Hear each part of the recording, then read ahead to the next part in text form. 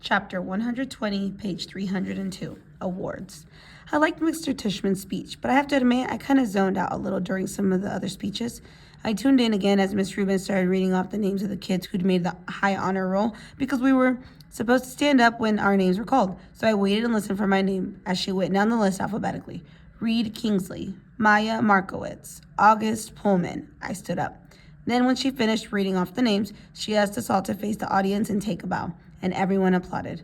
I had no idea where in that huge crowd my parents might be sitting. All I could see were the flashes of lights from people taking photos and parents waving at their kids. I pictured Mom waving at me from somewhere even though I couldn't see her. Then Mr. Tishman came back to the podium to present the medals for academic excellence, and Jack was right. Jimena Shin won the gold medal for overall academic excellence in the 5th grade. Charlotte won the silver. Charlotte also won a gold medal for music. Amos won the medal for overall excellence in sports, which I was really happy about because ever since the nature retreat, I considered Amos to be like one of my best friends in school. But I was really thrilled when Mr. Tishman called out Summer's name for the gold medal in creative writing. I saw Summer put her hand over her mouth when her name was called, and when she walked up onto the stage, I yelled, "Woohoo, Summer!" as loudly as I could, though I don't think she heard me.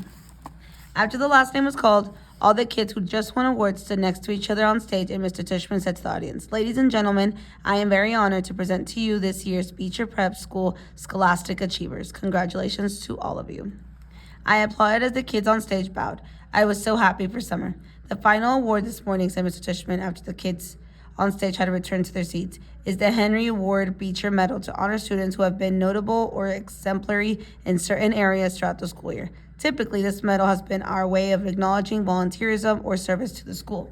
I immediately figured Charlotte would get this medal because she organized the coat drive this year, so I kind of zoned out a bit again. I looked at my watch, 10:56. I was getting hungry for lunch already. Henry Ward Beecher was, of course, the 19th century abolitionist and fiery sermonizer for human rights, after whom this school was named, Mr. Tishman was saying when I started paying attention again. While reading up on his life in preparation for this award, I came upon a message that he wrote that seemed particularly consistent with the themes I touched on earlier, themes I've been ruminating upon all year long. Not just the nature of kindness, but the nature of one's kindness, the power of one's friendship, the test of one's character, the strength of one's courage. And here, the weirdest thing happened. Mr. Tishman's voice cracked a bit, like he got all choked up. He actually cleared his throat and took a big sip of water. I started paying attention, for real now, to what he was saying. "The strength of one's courage," he repeated quietly, nodding and smiling. He held up his right hand like he was counting off. "Courage, kindness, friendship, character, these are all the qualities that define us as human beings and propel us on occasion to greatness. And this is what the Henry Ward Beecher Medal is about, recognizing greatness." But how do we do that? How do we measure something like that, greatness? Again, there's no yardstick for that kind of thing. How do we even define it? Well, Beecher actually had an answer for that. He put his reading glasses on again, leafed through a book, and started to read. "Greatness, wrote Beecher, lies not in being strong, but in the right using of strength. He is the greatest whose strength carries up the most hearts." And again, out of the blue, he got all choked up. He put his 2 index fingers over his mouth for a second before continuing. "He is the greatest," he finally continued, "whose strength carries up the most hearts by the attraction of his own. Without further ado, this year I am very proud to award the Henry Ward Beecher Medal to the students whose quiet strength has carried up the most hearts. So will August Pullman please come up here to receive this award?" Floating.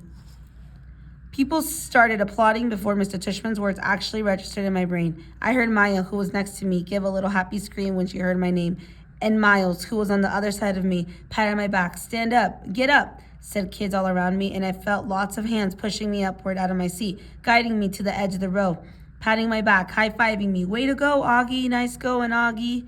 I even started hearing my name being chanted, "Augie, Augie, Augie." I looked back and saw Jack leading the chant, first in the air, smiling and signaling for me to keep going, and Amos shouting through his hands, "Woohoo, little dude."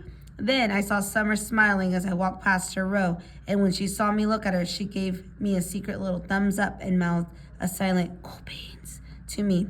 I laughed and shook my head like I couldn't believe it. I really couldn't believe it. I think I was smiling. Maybe I was beaming. I don't know. As I walked up the aisle toward the stage, all I saw was a blur of happy, bright faces looking at me and hands clapping for me, and I heard people yelling things out at me. You deserve it, Augie. Good for you, Augie. I saw all my teachers in the aisle seats, Mr. Brown and Miss Petosa and Mr. Roach and Miss Autonomy and Nurse Molly and all the others, and they were cheering for me, woohooing and whistling. I felt like I was floating. It was so weird, like the sun was shining full force on my face and the wind was blowing. As I got closer to the stage, I saw Miss Rubin waving at me in the front row. And then next to her was Miss G, who was crying hysterically, a happy crying, smiling, and clapping the whole time. And as I walked up the steps to the stage, the most amazing thing happened. Everyone started standing up. Not just the front rows, but the whole audience suddenly got up on their feet, whooping, hollering, clapping like crazy. It was a standing ovation for me. I walked across the stage to Mr. Tushman, who shook my hand with both his hands and whispered in my ear, "Well done, Augie." Then he placed the gold medal over my head, just like they do in the Olympics, and had me turn to face the audience. It felt like I was watching myself in a movie almost, like I was someone else. It was like that last scene in Star Wars Episode 4 A New Hope when Luke Skywalker, Han Solo, and Chewbacca are being applauded for destroying the Death Star. I could almost hear the Star Wars theme music playing in my head as I stood on the stage. I wasn't even sure why I was getting this medal, really. No, that's not true. I knew why. It's like people you see sometimes, and you can't imagine what it would be like to be that person. Whether it's somebody in a wheelchair or somebody who can't talk, only I know that I'm that person to other people. Maybe to every single person in that whole auditorium. To me, though, I'm just me, an ordinary kid. But hey, if they want to give me a medal for being me, that's okay. I'll take it. I didn't destroy a Death Star or anything like that, but I did just get through the 5th grade, and that's not easy, even if you're not me. Pictures. Afterward, there was a reception for the 5th and 6th graders under a huge white tent in the back of the school. All the kids found their parents, and I didn't mind at all when Mom and Dad hugged me like crazy, or when Via wrapped her arms around me and swung me left and right about 20 times. Then Papa and Tata hugged me, and Aunt Kate and Uncle Poe and Uncle Ben, every kind of teary-eyed and wet-cheeked. But Miranda was the funniest. She was crying more than anyone and squeezed me so tight that Via had to practically pry her off of me, which made them both laugh. Everyone started taking pictures of me and pulling out their flips, and then Dad got me, Summer, and Jack together for a group shot. We put our arms around each other's shoulders, and for the first time I can remember, I wasn't even thinking about my face. I was just smiling, a big, fat, happy smile for all the different cameras clicking away at me.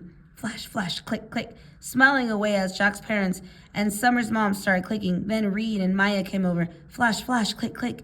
And then Charlotte came over and asked if she could take a picture with us. And we were like, sure, of course. And then Charlotte's parents were snapping away at our little group along with everyone else's parents. And the next thing I knew, the 2 Maxes had come over, and Henry and Miles and Savannah. Then Amos came over, and Jimena. And we were all in this big, tight huddle as parents clicked away like we were on a red carpet somewhere. Luca, Isaiah, Nino, Pablo, Tristan, Ellie. I lost track of who else came over. Everybody practically.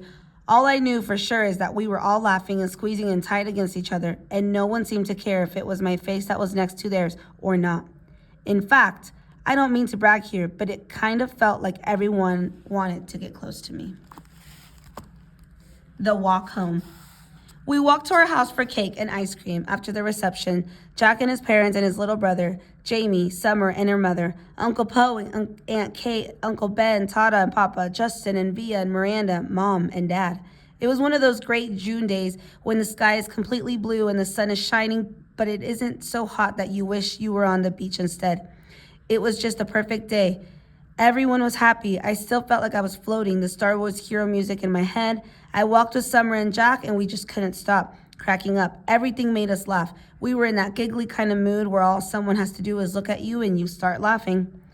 I heard Dad's voice up ahead and looked up. He was telling everyone a funny story as they walked down Amherst Avenue. The grown-ups were all laughing, too. It was like Mom always said, Dad could be a comedian. I noticed Mom wasn't walking with the group of grown-ups, so I looked behind me. She was hanging back a bit, smiling to herself like she was thinking of something sweet. She seemed happy. I took a few steps back and surprised her by hugging her as she walked. She put her arm around me and gave me a squeeze. Thank you for making me go to school, I said quietly. She hugged me close and leaned down and kissed the top of my head. Thank you, Augie, she answered softly. For what? For everything you've given us, she said, for coming into our lives, for being you. She bent down and whispered in my ear, You really are a wonder, Augie. You are a wonder.